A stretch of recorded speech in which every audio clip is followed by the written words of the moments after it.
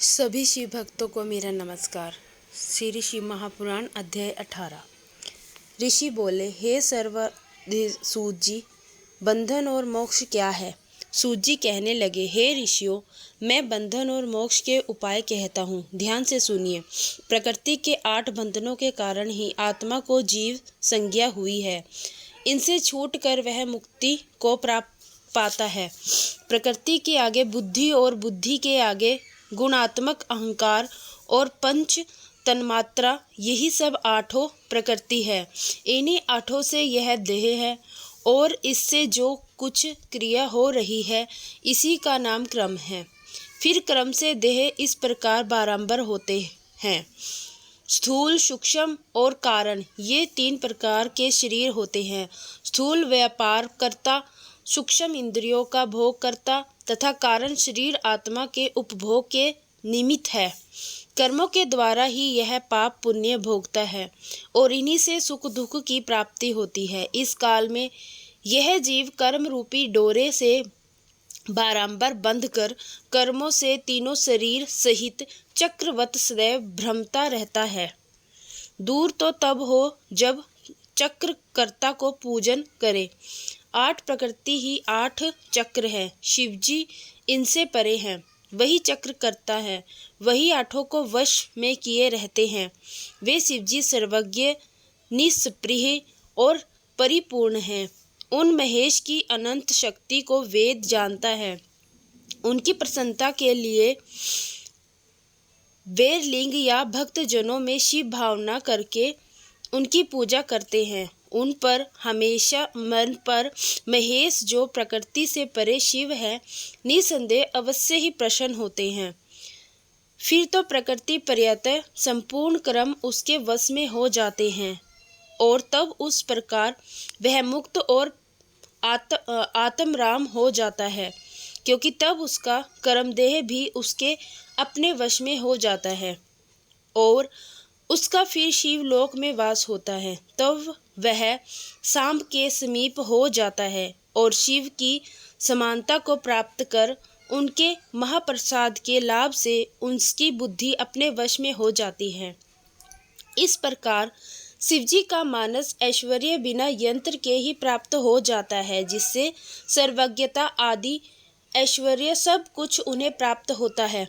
उसी को वेद सहस्त्रज्ञ सायुज्य मुक्ति भी कहते हैं। अतएव शिवजी को प्रसन्न करने के लिए शिवजी की पूजा करें, शिव की क्रिया, शिव का तप और शिव का जप करें।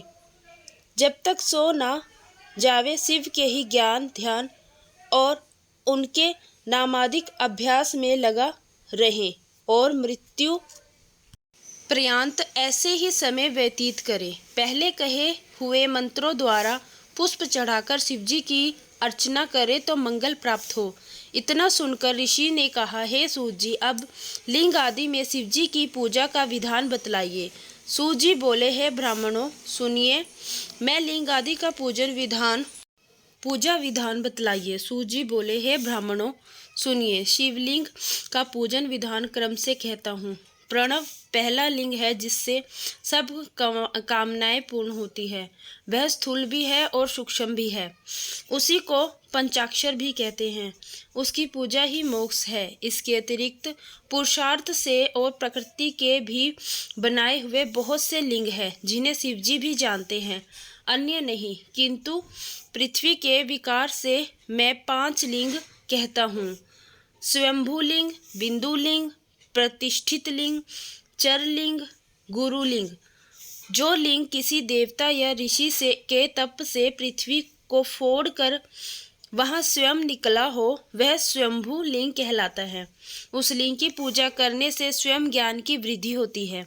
इसी प्रकार स्वर्ण, चांदी और पृथ्वी आदि की वैदिका में यह लिंग को प्रणव मंत्र से पढ़कर लिखकर उसकी प्रतिष्ठा और आवाहन करे तो वह बिंदु नादमय लिंग स्थावर और जगडम रूप शिव दर्शन के योग्य है।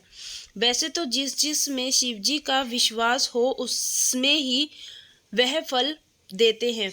विधि पूर्वक लिंग को संपुट पात्र पात्र में रख कर पृथक गृह में स्थापन करे और नित्य पूजन भजन निवेदन करे। वह गृहस्थ के लिए उचित है। निवृत्ति हुए जनों को सूक्ष्म लिंग का ही विधान है। उनके लिए विभूति से अर्चन कर विभूति ही निवेदन करना योग्य है, क्योंकि विभूति एक अलग ही महत्व है। शिव का भक्त शिव स्वरूप हो जाता है। अतः स्त्री हो या पुरुष उसे सदैव भस्म धारण करना चाहिए। दिन हो या रात, किसी समय भी सजल भस्म को त्रिपुंड सहित धारण कर जो शिव की पूजा करता है उसे निश्चय ही शिव पूजन का पूरा फल मिलता है। शिव मंत्र द्वारा भस्म धारण करके श्रेष्ठ आश्रमी होता है। शिव परायण ही शिव आश्रमी है। शिवजी के व्रती को अपवित्रता और सूतक नहीं लगता, क्योंकि वह भस्म लगाए रहता है। गुरु के हाथों उससे सीख कर नित्य भस्म धारण करना योग्य है। वही सच्चा गुरु है जो शिष्य के राजस तामस आदि तीनों गुणों को नाश कर शिव का बोध कराता है। इसी कारण ज्ञानी गुरु सर्वदा ही पूजनीय है, शिव पुत्र के समान है। वही सच्चा शिष्य है जो गुरु के शासन को स्वीकार करता है। इससे यह मंत्र पुत्र भी कहा जाता है। इसको उचित है कि गुरु रूप पिता की सर्वदा पूजा करे। उत्पन्न करने वाला पिता पुत्र को संसार में डुबा देता है, परंतु ज्ञानदाता गुरु रूप पिता संसार से पार कर देता है। इस प्रकार दोनों का अंतर जानकर गुरु रूप पिता का पूजन करना योग्य है। तन मन और धन से गुरु सर्वदा ही पूजनीय है। गुरु पूजा से भगवान शिव की पूजा हो जाती है। गुरु भी विशेष ज्ञाता होता है। बड़े यत्न से ऐसे गुरु को ग्रहण करें। अज्ञान का नाश करना ही गुरु का कार्य है। यदि विशेष ज्ञाता गुरु हो तो अज्ञान को हटा सकता है। सब कर्मों के आदि में विघ्न नाशक गणेश जी का पूजन करना चाहिए। फिर सब बाधाओं की शांति के लिए देवताओं का पूजन करें। दैहिक, दैविक और भौतिक तीनों प्रकार के दोष पाप देवादिक पूजन से शांत हो जाते हैं। आचार्य जैसा कहें वैसा विष्णु आदि की पूजा करें, जिसमें जप और हवन आदि का सभी विधान संपन्न होता है। दान आदि का भी नियम पालन करना पड़ता है। प्रतिमा का दान भी किया जाता है। स्वर्ण प्रतिमा का दान दक्षिणा सहित करें। संपूर्ण आयु की सिद्धि के लिए तिल का दान करें। व्याधि दूर करने के लिए घृत का पात्र दान करे। 1000 ब्राह्मण को भोजन करावे। दरिद्र हो तो गौ को भोजन करावे, अथवा और भी धनाभाव हो तो यथाशक्ति भोजन करावे। भूत आदि की शांति के लिए भैरव जी की पूजा करे और सबके अंत में श्री शिव जी का महाअभिषेक करे तथा उन्हें नैवेद्य समर्पण कर बहुत से ब्राह्मणों को भोजन करावे। यदि इस प्रकार का शांति यज्ञ प्रत्येक वर्ष फाल्गुन मास में करें तो बहुत से दोषों की शांति हो जाती है। यदि ऐसा सविधि दक्षिणा युक्त यज्ञादिक कर्म धनाभाव के कारण करने में असमर्थ हो तो स्नान करके कुछ दान देवे और 108 मंत्र द्वारा सूर्य को नमस्कार करे, अथवा 10,000 लक्ष अथवा करोड़ नमस्कार करे। इस प्रकार के नमस्कार रूप यज्ञ से संपूर्ण देवता प्रसन्न हो जाते हैं। फिर शिव भगवान से इस प्रकार प्रार्थना करें कि हे शिव जी, आप सगुण और प्रकाशमय हैं। आपके स्वरूप में मैंने अपनी बुद्धि अर्पण कर दी है और जो कुछ भी मेरा है वह सब कुछ मुझ सहित आपका है। मैं अपनी देह से नम्र हूँ। हे प्रभु, आप महान हैं और आपका होने से ही मेरा स्वरूप शून्य नहीं है, क्योंकि मैं आपका दास हूँ। इस प्रकार की प्रार्थना कर नमस्कार पूर्वक आत्मज्ञान की कल्पना करे और आश्चर्य एवं गुरु जैसा बतलावे वैसा पाप नाशक विधान करे। शिव धर्मों में दक्षिणा सबसे श्रेष्ठ है। क्रिया से युक्त जप रूप प्रणव ही प्रदक्षिणा है। जन्म और मरण माया चक्र हैं और इसी को शिव का बलिपीठ कहते हैं। बलिपीठ से प्रारंभ करके प्रदक्षिणा के क्रम से नमस्कार द्वारा आत्मसमर्पण करें, अर्थात जन्म और मरण दोनों को शिव की माया में अर्पण कर देवे। शिव की माया में अर्पण करने से फिर आत्मा को जन्म मरण नहीं होता और प्राणी मुक्त हो जाता है। जब तक शरीर क्रिया के अधीन है तभी तक बद्ध होने से यह जीव कहा जाता है और स्थूल, सूक्ष्म और कारण तीनों शरीरों को वश करने का विद्वानों द्वारा यही युक्त कहा जाता है। शिवजी ही इस माया चक्र के प्रणवेता हैं।